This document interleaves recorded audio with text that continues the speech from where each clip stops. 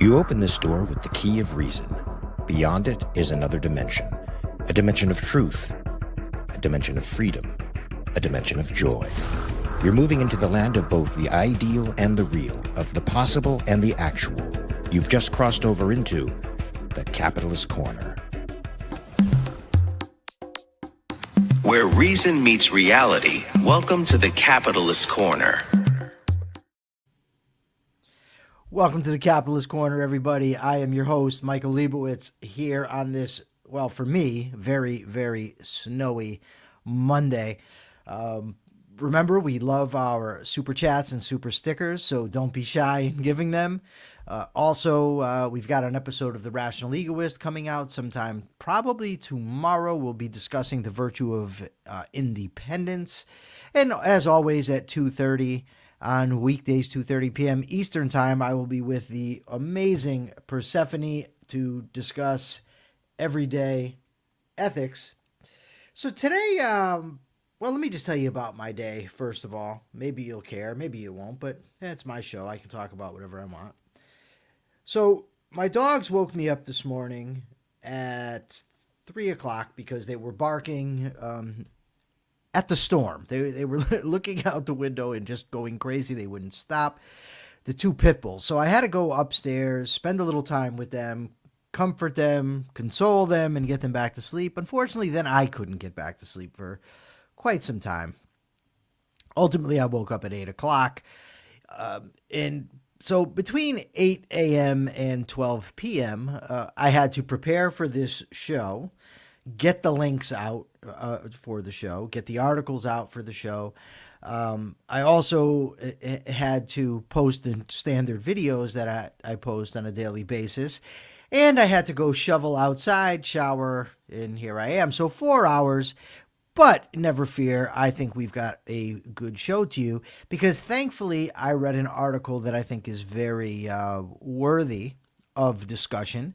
The article is called "A Nation Dedicated to a Proposition." It's the second in a series of reflections on the meaning of the Declaration of Independence because this is the 250th anniversary this year. And I really enjoy American history. I enjoy the Declaration of Independence. So fair warning ahead of time, this episode is going to be dense in history, philosophy, rights, that sort of thing.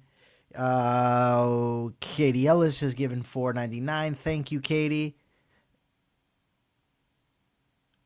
She lost Wi-Fi. She lost the internet. That sucks. I hate when that happens, and I really hope it does not happen to me. So this article, I think it's timeless, first of all, in that it's the Declaration of Independence is one of those wonderful historical documents that we can always return to for inspiration, for guidance. The document itself has its flaws. No doubt about that, and we'll discuss some of those. But the interpretation in this article, in my opinion, is bad. And, especially now in this day and age when we have Christian nationalism on the rise, we have the blood and soil types on the rise, I think that it's especially bad. So, this article here is basically an analysis of the preamble. So what does the preamble of the Declaration of Independence say? That is, of course, vital if we're going to analyze it. So let me find it here in my copy. Cato sent this to me 20 years ago when I was in prison, and very, very happy that I still have this. Mini Constitution and Declaration of, well, put it this way, an independence, whatever. It's all backwards here, whatever. Okay. So we hold these truths. This is what they actually analyze. It's actually the second paragraph, so it's not, I wouldn't know if it's actually the preamble, but we hold these truths to be self-evident that all men are created equal, that they are endowed by their Creator with certain unalienable rights, that among these are life, liberty, and the pursuit of happiness, that to secure these rights, governments are instituted among men, deriving their just powers from the consent of the governed, that whenever any form of government becomes destructive of these ends, it is the right of the people to alter or to abolish it and to institute new government, laying its foundation on such principles and organizing its powers in such form as to them shall seem most likely to affect their safety and happiness. Jenna gives $5. I'm not going to read the entire Declaration of Independence today because that would take a considerable amount of time and distract from actually what I want to talk about. But thank you for the $5, Jenna. And thank you, I am Regina, for the €2, I should say, super sticker. So he starts off the article of this. This is in Fusion from the American Institute for Economic Research. The author is Casey Spinks. And he says about we hold these truths to be self-evident. He says that this is a great riddle. I don't really think it's a riddle. He then goes on to say about this great riddle, the meaning of self-evident. And he ultimately, he says, first of all, he breaks this down a little bit and he says, we hold these truths. It doesn't just say these truths are self-evident. It says we hold these truths.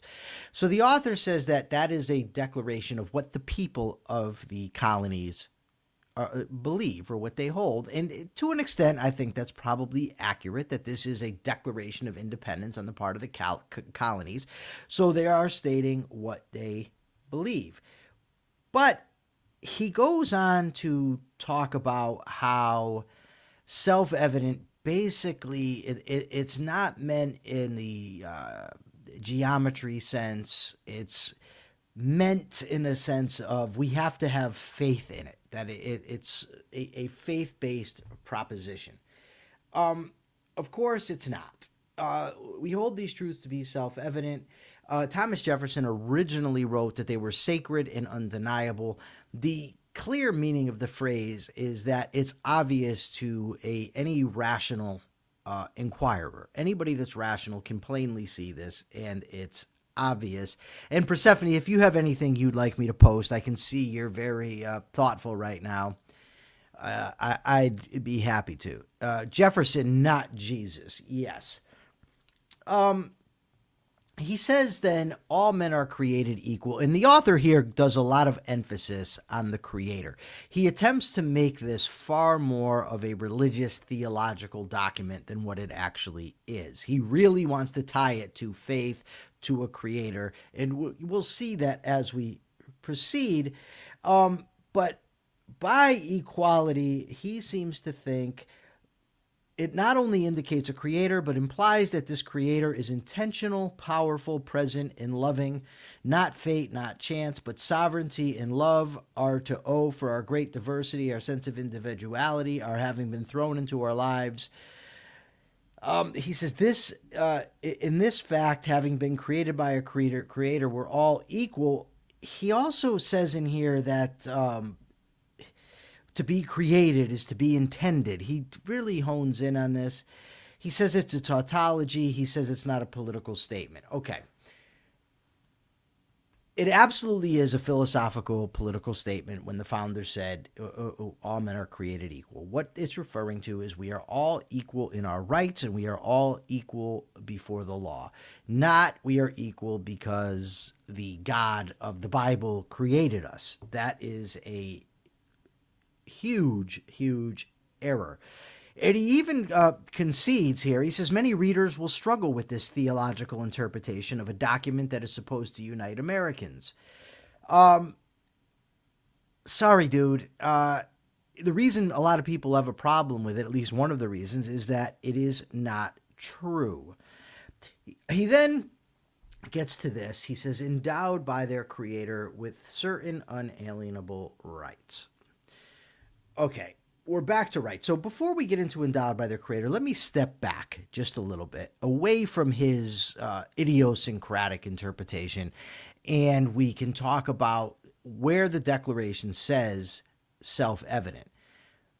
This has nothing to do with him. This has to do with the original text, what I'm about to critique. Far from being self-evident, individual rights are something that need to be demonstrated, proven, validated.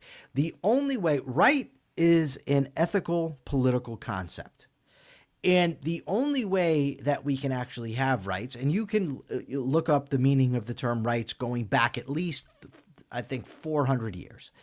The meaning of the term rights is a moral claim to something. It's a just claim. It's something that we are duly owed. Now, when we speak in terms of individual rights or natural rights in the terms of the founders, we're talking about something that we have by our nature. And in order to have a moral claim, we first have to have a morality, and morality is far from obvious, as Ayn Rand has shown. It's something that has to be tied to our nature as human beings, to the nature of life, to the nature of value. So it's obviously not obvious that we have these rights, but we can forgive the founders for, a couple hundred years nearly before Ayn Rand wrote about the subject for not understanding it fully. I have no issue with that, but I did want to touch on that very quickly. He says here, endowed by their creator with unalienable rights. He says, because persons are creatures, they have intimate relationships, each with his creator. Okay, the idea that the founders meant an intimate relationship with their creator is palpably false. Jefferson was almost certainly a deist. A lot of the founders were deists. The very language of nature and nature's God is deistic language. Deism being the idea that God is basically like a clockmaker who sets the clock in motion and then leaves. Deism taught that God set the universe in motion, but then steps back and doesn't, interact with his creation. So there is no personal relationship with the creator. So he then says, what are rights? And he says, generally, rights have been considered in two ways. In ancient times, right was thought of in the sense of what is right, what ought to be justice. Okay, this is true, but sometimes a word can mean different things. And you can go to a dictionary and you can see it'll have sense 1, sense 2, sense 3, and it's often broken down in terms of 1A, 1B, that sort of thing. So yes, right in one sense means doing what's right, the right thing to do, morally correct, that sort of thing. Right can also mean direction, to take a right. When we're using we have a right, it's a different sense than something is right. So he says the sense of justice was both broad and narrow. Justice needed no criterion beyond itself. It comprehended pretty much every other category. He says, in modern time, however, rights came to be thought in a different way. Instead of being what is right on its own account, they turned into what people have or what individuals can claim for themselves or what human beings are owed by others. This is largely accurate, right? And he says, how does the Declaration define rights? He says, the modern sense, okay, he says that for right in its ancient sense is hardly equal, being as it is whatever is best. It is by definition not equally created for all human beings. This is really like nonsensical stuff that he's talking about. He doesn't really define rights, but he does say this. He goes on to say this, and I think this is absolutely not defendable. He says that for the rights of the Declaration do not truly belong to individuals. They are rather endowed, granted. Okay. So if something is endowed to me, even if we accept the mistaken notion of rights that they are granted or that they are endowed, that doesn't mean I don't own them. It doesn't mean they don't belong to me. If you endow me with a great fortune, the fortune then becomes mine. But he doesn't want that. The author clearly has a intention, a direction that he wants to go. Rather than discovery, he wants to make the Declaration fit his preconceived beliefs. He said, it is as if the justice which the ancients thought existed high in the heavens had descended to reside in each human heart. He says, further explanation of the image will come as the Declaration explains itself. I just want you to really keep that in mind, because he goes on, as we're going to see, in relation to life to say that our lives are our own. So not only don't we have rights but that are ours, but our lives are not our own. So he says the Declaration begins to help us understand what rights are. It makes us sure to admit that it is not comprehensive in so doing, that among these, quote, it means there are more rights to be listed. I have no problem with that. That's absolutely correct. You cannot just list off every right that we could possibly have. So that's true. It's also true that rights, like every other existent, are finite. So they're not infinite. So that makes sense. His interpretation here is accurate in my view. He says, whatever rights are, they must be limited, true. If infinite, then either they would be infinitely owed to us from others, and then we would each be perpetually unsatisfied tyrants, or they would be infinitely high standards over us. No problem with that. He then gets in, he explains how while rights must be defined, they cannot be cut to such a small size. I agree with that. Here's what he says. Life, this is to me perhaps the most ridiculous thing in the entire article or essay. Life, it should go without saying, is given to each of us, despite recent pretensions of technologists and old pretensions of overbearing parents. Life is not given by humans. Note the assumption here. It's not given by humans. He's then going to say it's given by God. What if life, though, is not given by anybody, by anything? What if life just is? It's something that comes to be through a specific natural process. This doesn't mean it's given any more than an apple tree is given apples, right? But he wants to frame the argument that way so that he can make the point that he's looking to make. He says, although mothers and fathers partake in creation, they aren't in charge of the process. A child is conceived, grows in the womb, and is born. That's true. The father only knows, and the mother only bears. Okay.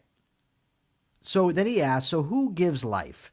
The Creator. Okay, so now we know what you want. Now, it is true that according to the Declaration, we are endowed by the Creator. The Creator, if he's the creator of the universe, that would be true. Doesn't mean it's true. It's in the Declaration. It's not true that it's accurate. But then he stretches this quite a bit. He says, this life is my right because it was infused to me upon my creation, such that it can never be alienated from me in a way that I would any longer be my living self, yet it is my right. That is, it is not really mine, something I have and can do with as I please, but what I ought to be. I have no right to death. Why? Because my life is not my own. My life precedes myself and its powers and its possibilities to act for myself. I was created, born, and continue to exist involuntarily. And all the work I must do to live, eat, drink, etc. is an obligation that I owe to my life. And what I owe to my life, its right, is what I owe to the Creator who gave me the unalienable right to life. There's a lot of pure bullshit in here, folks. To start with, the life is my right because it was infused to me upon my creation. So all he assumes right is a religious concept, that it's dependent on God saying so. But if we think about what rights actually are, right? Remember, a right is a moral claim to something. So what would give me a moral claim, a just claim? What is owed to me, right? So now, if we back up just a little bit, and I can't get into an entire lecture on the objectivist ethics, but in objectivism, life is the standard of value. Each organism's life is its standard of value. When it comes to human beings, our life is our standard of value. However, we have volition or free will, which means that we have to choose those things that are of value to us. We have to choose to act on them. Not only that, but we have to discover them. We don't come equipped with a blueprint telling us how to act. We don't have parents that automatically teach us how to survive. We have to learn both what is good for us, how to get it, and we have to choose to pursue it. So we have to choose to discover. We have to choose to implement. We have to choose to go get it. Because we have to choose, this is what gives rise to the subject of, or the topic of, ethics. It's the existence of a being that is temporary, whose life depends upon its own action, and that has to discover and implement how to keep itself alive, how to flourish. So, now, the necessary condition for any human being to do this is freedom. The person cannot be compelled against his choice to act in certain ways. Therefore, if my life is my standard of moral value, right? My life is my standard of moral value. I have to have a claim to it. How can I not have a claim to that which gives rise to the whole topic of morality? Right? I have to have that claim. Not only that, but how can I not have, if life is the standard of morality, how can I not have a claim to act to pursue my life, to act to fulfill my life, to act to sustain myself? The necessary condition of this is, as Jim says, liberty. And my life requires sustenance. It requires I be able to save, to accumulate property, to freely trade with other human beings. These are rights. They are not a gift from God. They are a function of my nature as a volitional human being, as a being with free will. That's it. There's nothing cosmic about them. There's nothing that's granted to me. In the final analysis, I would argue that what right tells me, because in morality, I understand that for me to initiate force against somebody else is evil. It's wrong. So what right tells me, what rights are, it tells me when force is appropriate, meaning in self-defense. It means that if somebody violates my rights, if somebody initiates force against me, I have the right to physically repel them. It's not a gift from God. It's not because God says so. It's because of my nature as a human being. So he goes on to say, I have no right to death. Why? Because my life is not my own. Dude, fuck you. Right? I don't know what else to say to somebody who wants to make and argue that my rights are a gift from God. My life is a gift from God. Therefore, neither are my own. And therefore, I don't have the right to dispose of my life if I so choose, regardless of how difficult, how hard, how upsetting it is. That is the precondition for tyranny. Right? Because who is going to implement this?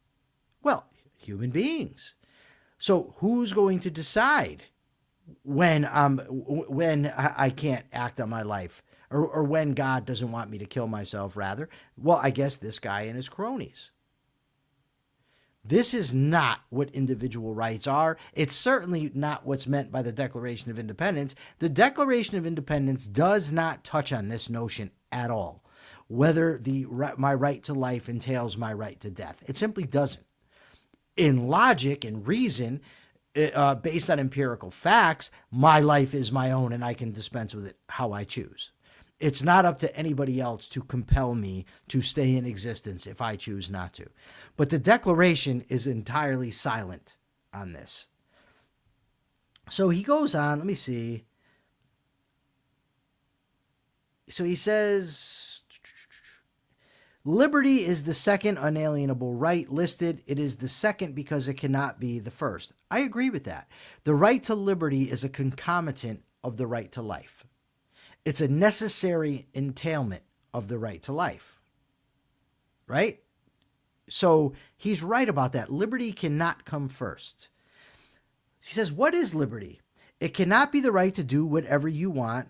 Well, of course, liberty it cannot be whatever I want. If my want is to steal, to harm other people physically, to violate other people's properties, then of course liberty cannot be, my right to liberty cannot be the right to do whatever I want. What it can be is my right to do whatever I want so long as I respect the equal right of other people to do the same.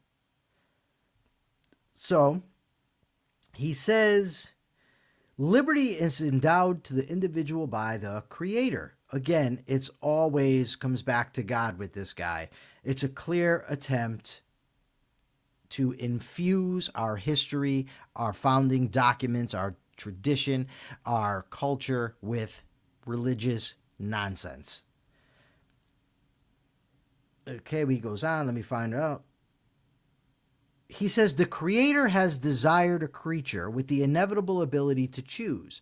So the Creator has endowed the human with will, consciousness, and in its moral sense, conscience. Okay, so everything comes from God. Nothing is yours properly. It's all a gift from God. Your mind, your free will, everything. No, I'm sorry.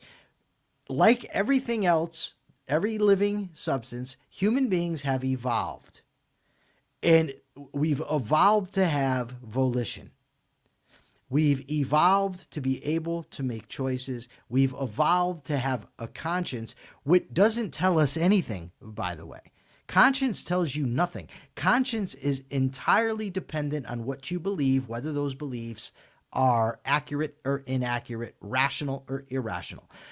When I was trying to practice Judaism, I once ate pepperoni and I felt guilty because I believed it was wrong to eat pepperoni. My conscience indicted me.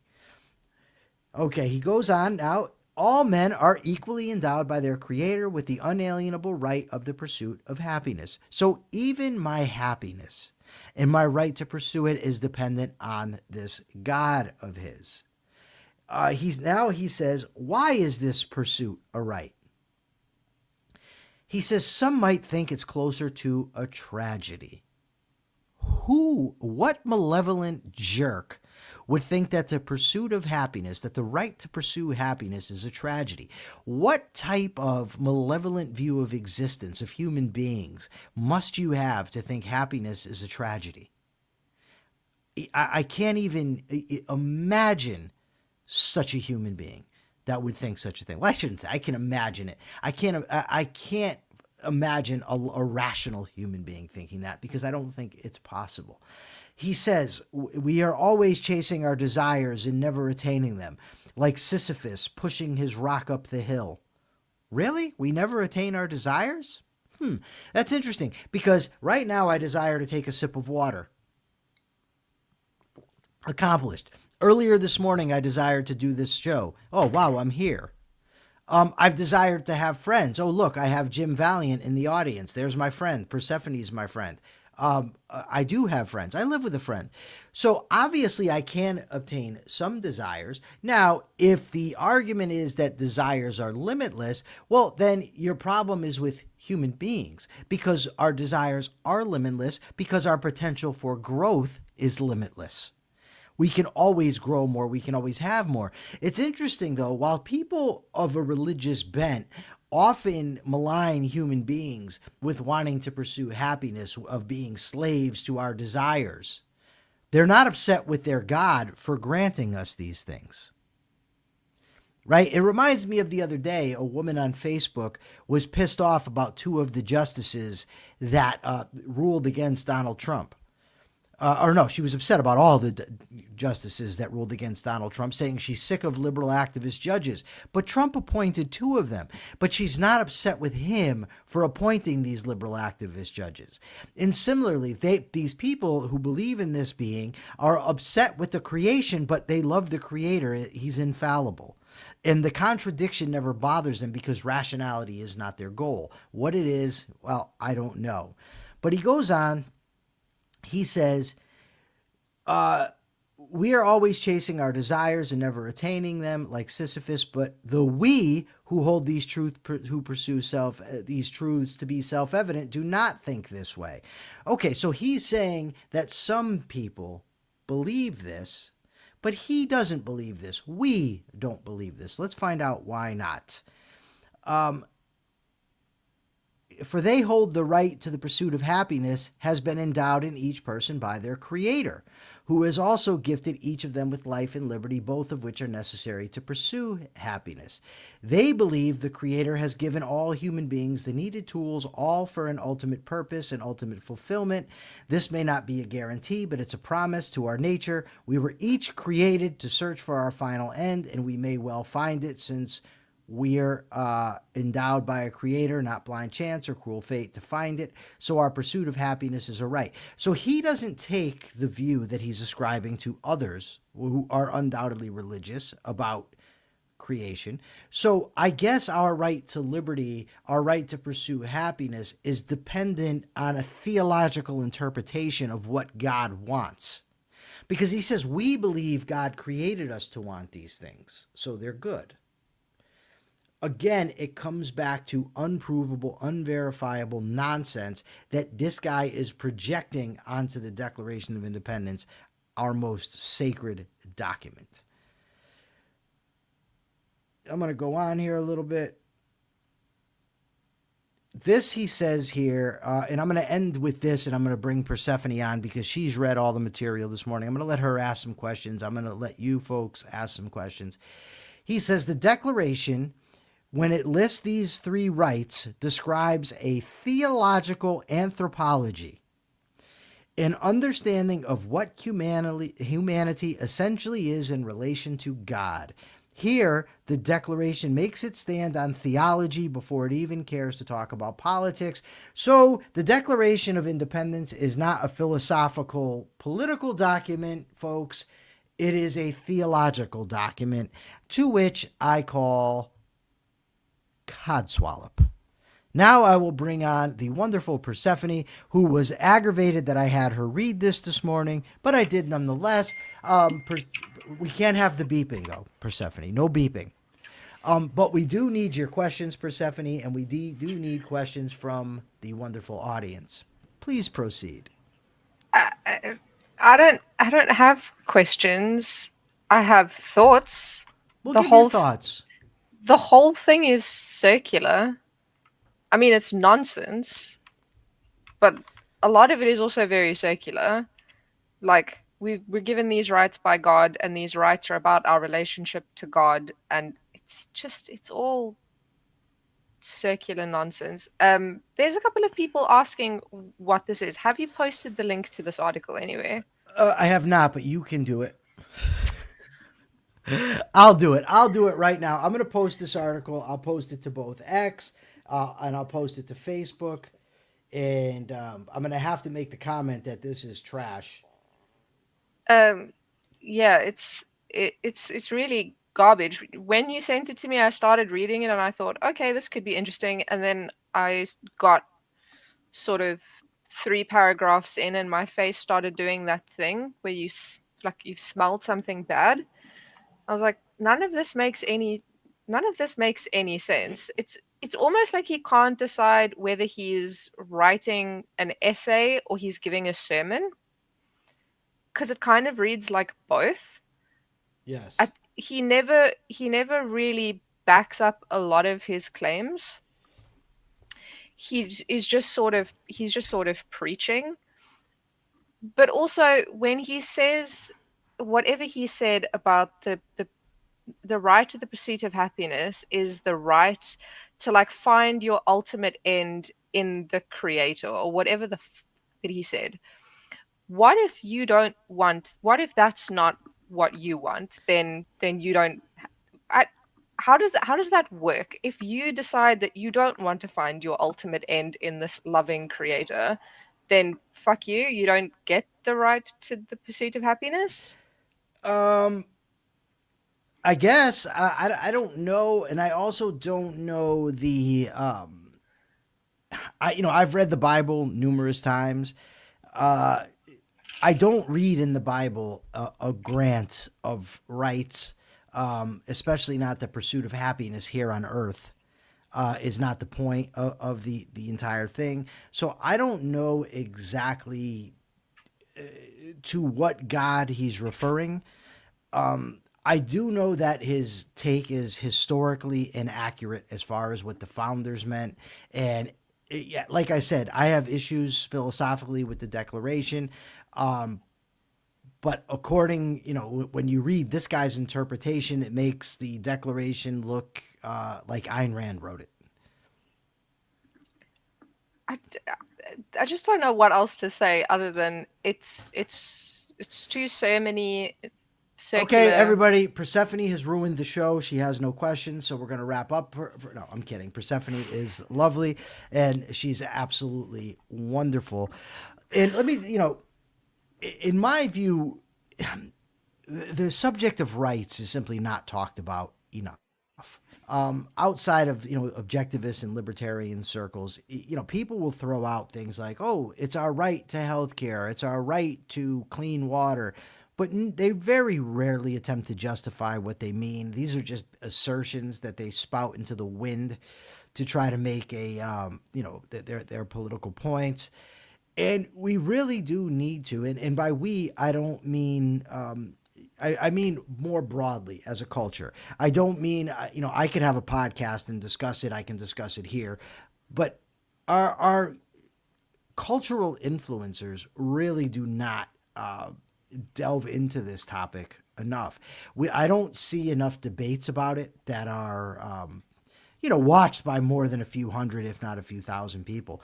The country, when you think about a country like the United States that was founded on this idea, the topic ought to attain far more discussion, far more credibility. It ought not to be treated, as Jeremy Bentham stated, as nonsense on stilts. You're making that face. Why are you making this face? Nonsense on stilts is a good phrase. I like it. I don't like it as referencing my rights, though. No. I like it as, what it could be used for is this article. Yeah. This was bad. I'm very upset that you made me read this. It was also very long. It was extremely long, and I feel like it could have been so much shorter, because he could have just said, God's great. Did you read the other stuff that I sent, or did you just read the article? No, I read the article, and then I read halfway through the article, and then I was like, oh my God, there is still so much of this left. And then I checked how much more I had to read. Then I went and read the other two things, and then I went and finished the article. There was 3 other things. No. Yes. There was 3 things in Oh, no, you're right. There was 3. I know. Because what I did was I read the article, and I had my interpretation of it. So I wanted to check and see how my interpretation would align with others. So I submitted the article to Claude, Grok, ChatGPT, and asked for them to interpret it according to, I asked them to assess its interpretive accuracy based on what the founders meant and what, when they adopted it. So that's what I did. And I sent you that stuff, and evidently you've neglected everything, and that's it. Well, I read the ChatGPT and I read the Grok. I missed the Claude. But can I just tell you something? So as a non-American, right, I've never read the Declaration of Independence, because, it's not the declaration of my independence. So I've never read it. I don't know that much about it. So coming from an absolute outsider, right? Someone who's not immersed in this. I read this thing that Casey Spinks wrote, and even I could see that this was nonsense, because even me, an outsider from another country who's not involved in this, knows that this really religious take on it is wrong. They've got this new thing out there called Google, and had you just Googled Declaration of Independence, the whole thing comes up. I know it's new, I know it's tough, but it would have come up, and you could have done it. But for next time, just so you know, for next time, We can find the stuff that we're normally talking about. You can find it. It's out there. Go ahead. You can say it. Donate in the chat if you think that Mike should stop being such a dick to me. What if we made that the goal? If we raised a certain amount of money, I could not be a sarcastic dick for a week. What if we did that? Could oh my God. Here's the question. Could I make it? Okay. Could I make it? Have you ever seen the episode of Friends where they told Chandler he could not go, I think, a week without making fun of his friends? And then Ross comes in with the leather pants? Yes. And Chandler's like, oh my God, oh my God, oh my God. I'm not acting rude towards the lady. I'm acting towards the lady as I act towards everybody. Okay, so here's what we're gonna do. We got a super sticker from Katie Ellis. Thank you, Katie. Katie, and $2. Look at everyone's donating money. Jenna is donated $2. So here's the goal for the week, and I'm gonna put this on the screen. Not Another Guitar Channel has given $2. So how about if we make it to $200 this week? Mike cannot be mean to anyone the whole of next week. What do you mean to anyone? On the show, in the chat, even if Mark is back and does something Pellegrino-ish, you can't. Oh, come on. I mean, look, I'm only human. I'm only human. $200 and Mike will have to be nice and not sarcastic and not a dick to any of us. Okay. And we'll count what we've already earned. So you guys have got until Friday. I believe in you. I believe that we can do this. We can force Mike to be nice. But I am nice. Okay, I can agree to this, but we are going to have to strictly define our terms.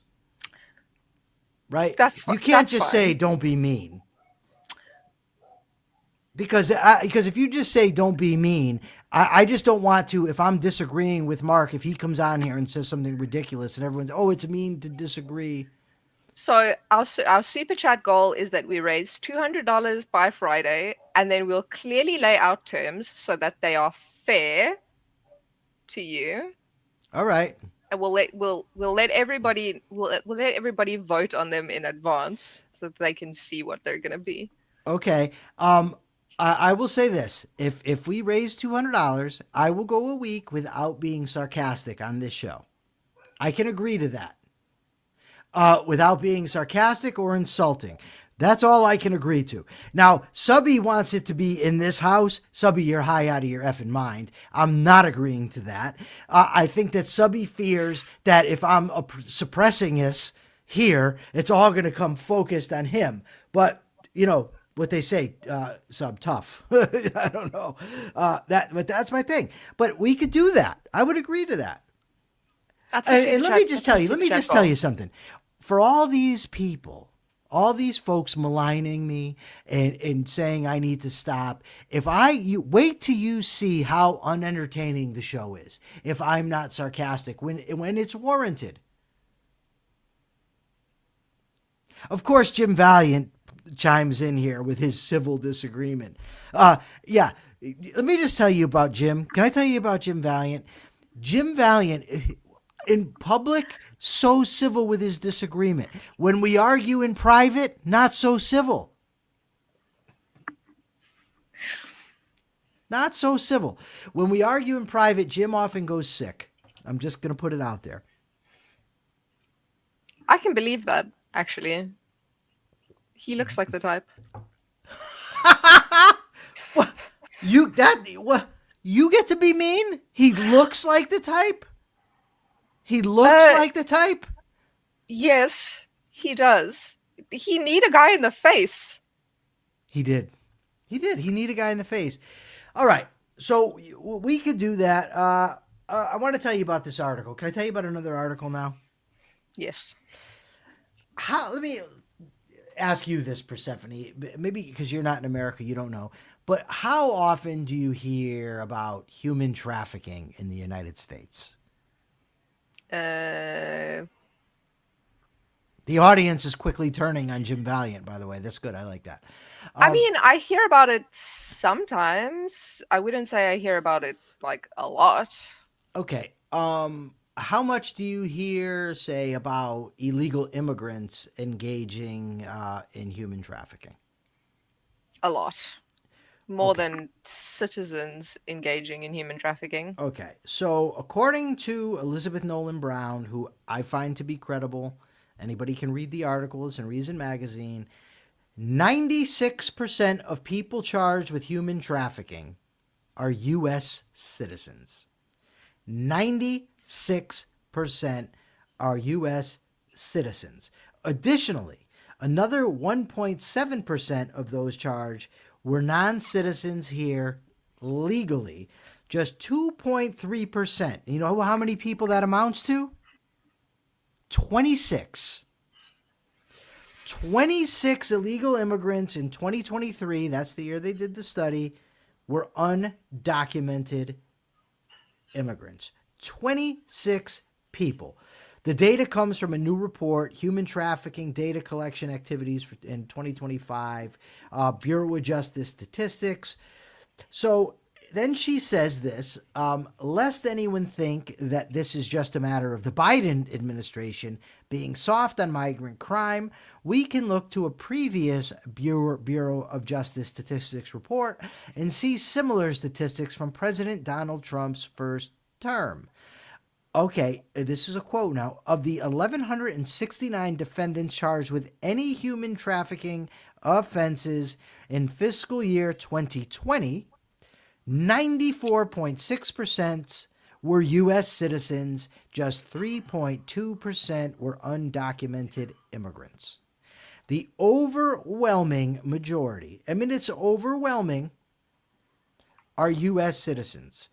This is not a problem related to illegal immigration. It's yet another excuse that the anti-immigration folks. Yeah, I was waiting for you to catch up to that. The anti-immigration folks have marshaled to stop this. It's more bullshit. You know, I'm having a conversation, by the way, today, and let me just acknowledge the great Katie Ellis, who gave us $99.99. Thank you so much, Katie. But Katie. But I gotta say, Katie apparently doesn't care about the contest that we're having right now. She didn't give the money to stop me from being sarcastic. She doesn't want me to be a duck. So we're going to have to figure out what it means, what exactly she means by being a duck, and I will comply. But I just want to make sure we understand that this is separate from the previous goal. Do you know, when I read that, I immediately thought she was saying, don't be a fuck. But I've just realized she probably meant, don't be a dick.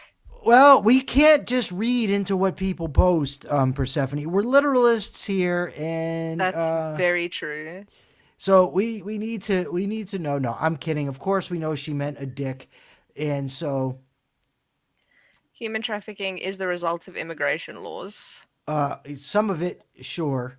I would say yes. That oftentimes, as with the war on drugs, the effects that people rail against are a result of the policies they previously advocated. The cartels are overwhelmingly empowered by drug laws and immigration laws. So that creates the excuse, what do we need? More drug laws and more immigration laws. Codswallop. But as for the numbers, oh, look at this. Well, it's there. We've hit our goal. So, thank you so much, Katie. Thank you, Katie. That is absolutely wonderful. But so do we start that tomorrow? Yes, I feel like we have to. From tomorrow, you're not allowed to be sarcastic. For 5 episodes, because that's 1 week. So Yes. So the 4 episodes remaining this week and the 1 episode next week. And I got to tell you, it's very good for me that Mark is likely not going to be here. Damn it! Because that would be the real test. Oh my God! When he comes on with his mustache, oh, I got to send this to you, Persephone. Let me go find this. Persephone, tell the audience a story. Do some advertising. I have to find this that Subby sent me, and I am going to send it to you because it is freaking awesome. Sure. We should probably do 3 episodes this week that you have to be nice, and then save 2 for when Mark gets back, because I feel like that's fair. Katie says include self-made soul. Well, we didn't. Okay, I can text this to you now, Persephone. Right? I don't have to go through the rigmarole of the email. Yeah, you can. Everybody has got to see this. Subby sent this to me the other day, and I laughed my ass off. It was funny. But back to numbers. So I'm not a big fan of statistics. I think they do have their use, whether in regard to economics. I think that GDP is not a very good stat. Employment numbers can be manipulated. They don't really capture often what we want them to capture. But I do hate when numbers are cited when they're favorable and then, disclaimed when they aren't. I'm always distrustful of them. But there are a lot of people, when the numbers are good, they point to their candidate. Look how wonderful they are. But when the numbers are bad, not so much. Okay, do you have this? Do you see what it is? Yes. Just give me a hot second. Okay, we'll include it on Self-Made Soul. No sarcasm. Does this mean to the gallery as well? Ooh. I mean, I feel like you're not as sarcastic to the gallery as you are to the people that are on Mark the show. is super nice. How do I survive this? What? Mark threatens to choke people. We got the Capitalist Party convention. He's telling me I got to go wrestle with him in a judo mat. That's not nice. Get it all out of your system now, because all right. Okay. If I can post this video of Mark right now, it'll be out of my system for a week. So please get this up. Please. We need this. All right, everybody. Go ahead. I already have the question for the end of the episode.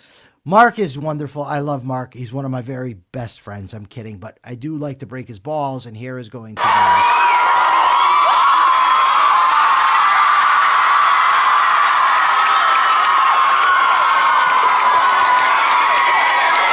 Hold on.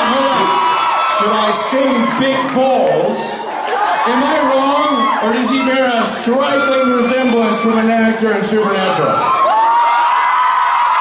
Uncanny. It's in the key of E. Yeah. Oh my God. Ladies, you all know this. Don't be coy. Don't play dumb. He's Lucifer. He knows. Let's sing it all together, baby. Well, I never upper class high society. God's gift to ballroom notoriety. And I always fill my ballrooms, the event is never small. The social occasion share cause the biggest ball of all. I've got big balls. I've got big balls. They're such big balls. They're dirty big balls. And he's got big balls. And she's got big balls. And we've got the biggest. My balls are always bouncing and my ballroom is always full. And everybody comes and comes again.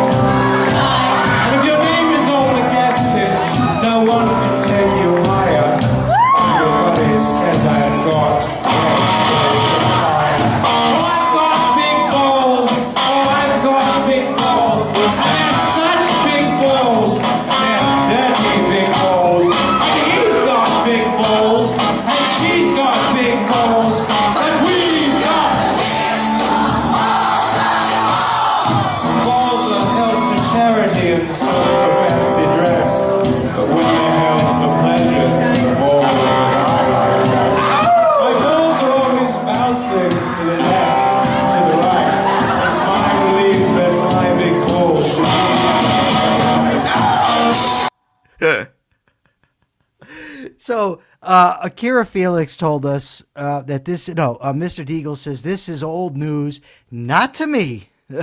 I just learned of it the other night, and there was Really? yeah, I've never seen that before. You've seen it before? Yes, because he's done some things at some conventions. All right. Well, I've never seen that video before.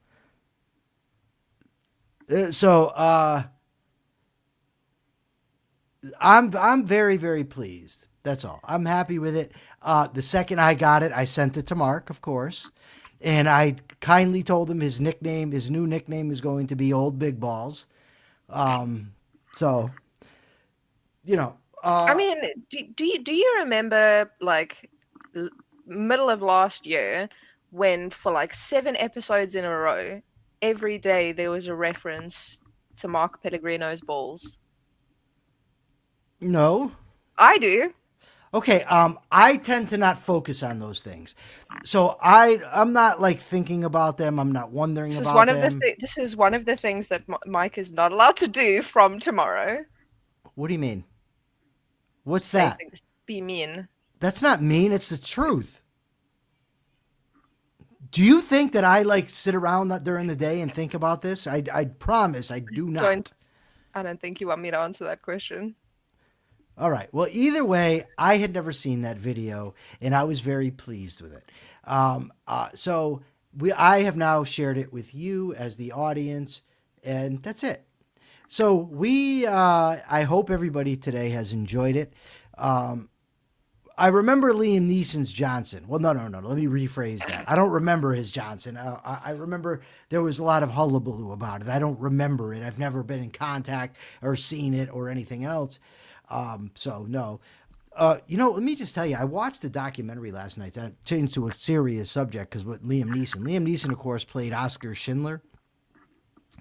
And I watched the documentary last night that's streaming on Tubi called The Final Solution. Very, very good. I got to tell you, when I watch these things and I think about these Nazi motherfuckers, like I don't often think diabolically or ruthlessly. When I see that stuff, like if I could go back in time, I could get medieval on those motherfuckers. Like I really, really could and would have no problem with it.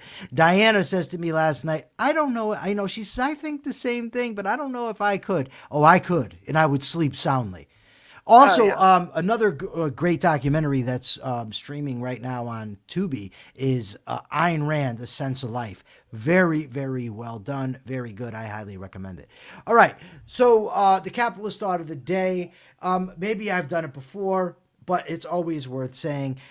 We cannot have capitalism if we do not identify, honor, and respect the concept of individual rights. Each of us has the individual right to our own life. We have the individual right to liberty, and we have the individual right to accumulate property that we either produce or rightfully trade for. Until people understand and recognize individual rights, we will never have the type of capitalism that we are advocating for on this show. By the way, the people by and large that commented on the question from Friday said they do ask questions. But Akira Felix says that maybe people don't want to be called a moron because of the questions they ask. Let me just say that I'm not going to call anybody a moron because of the questions they ask. The question on Friday was also, why don't you answer the questions, not why don't you ask the questions? That's true too.